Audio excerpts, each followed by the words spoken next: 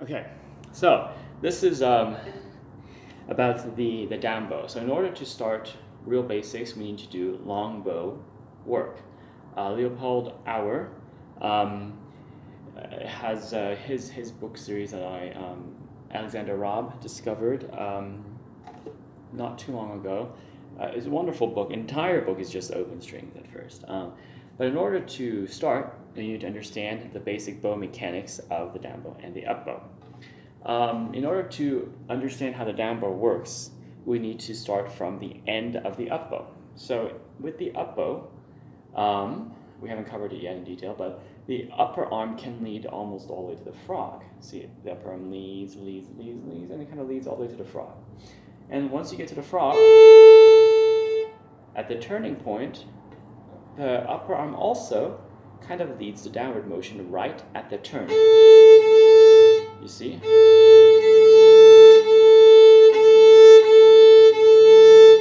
So to exaggerate, it would look like this. And then boom, right? So that it leads it. So that's where the upper arm is most, is used the most in the downward bow stroke, because as soon as you start the downward motion, you will realize that physically your upper arm can't lead anymore. For example, if you go like this, okay, so right at this point, I barely left the frog, and yet I can't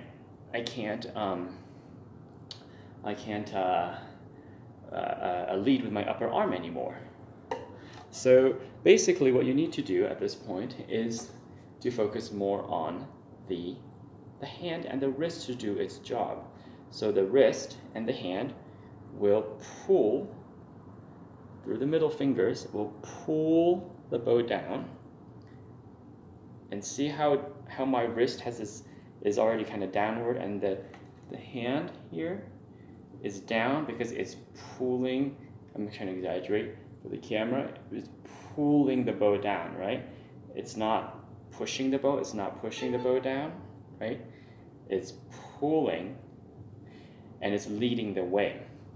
Now, in order to effectively execute this, the bow hold, okay, must be, I don't want to say correct, because again, I understand that there are multiple schools of violin playing that are wonderful. But in order to do this particular downward bow stroke, you need to go from, you can't use a Russian bow hold, right? If you use this, think about it. If you try to do a downward pull, you have to turn your hand like this, or turn it like this. It's very difficult. So even in the down bow, the wrist and the hand, see how it's arched upwards? It won't be pulling down as much. So in order to do this way of pulling the down bow, we need to have your bow hold, so slightly more turned in like this, right? More flat, not as turned. That's one way to look at it. Other way is to look at the index finger and see that the point of contact is here, not here, okay?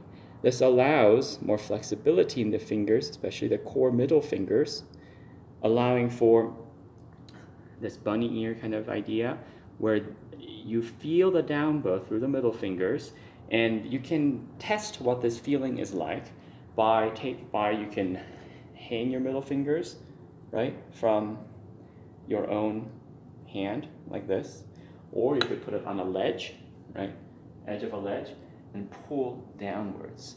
And by doing it, you'll feel that the motion causes a sensation to go through the middle fingers, kind of through the hand, right, and it kind of goes up the forearm a little bit. It's kind of like because it's kind of like a grip, I suppose, right? So that's the sensation, and that's the bow grip that you should use for this particular understanding of the down bow. So as soon as you make the turn, right? Yes, there's a sensation that you're pulling, because see, the upper arm is dragging the hand and the bow down, and you see the fingers, the middle fingers, are thus pulling downward on the bow. But as soon as the upper arm is ended its range of motion, now it needs to simply stay there as natural weight.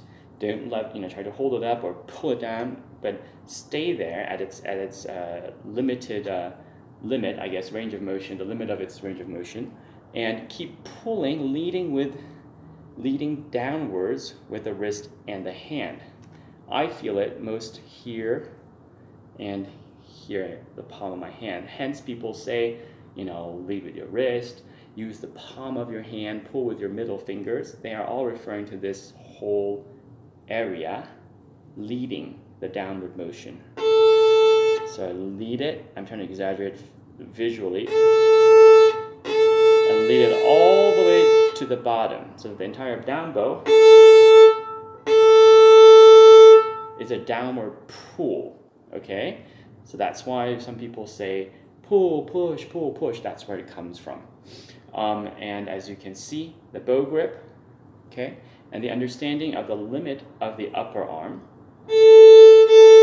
the end of its range of motion, and how the wrist and the middle fingers and the hand need to take over leading the down bow. Okay, all this made possible by the bow grip, because if your bow grip is like this, I can't even feel this motion. If it's like this, the hand is already able to kind of get into this pulling position more, right? I'm exaggerating now.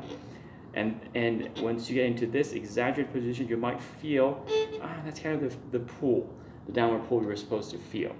And even when we're not exaggerating, once you get the feeling and the basic structure of the motion, you will start to feel those same parts of your fingers, hand, and wrist pulling the down bow, kind of being activated, right? And so yeah, that's how the down bow works. From the turn, the upper arm leading the way, and then the middle fingers, right, with a proper bow grip, hand and wrist pulling it downwards all the way to the tip.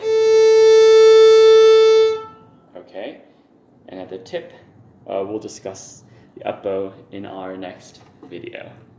Thanks.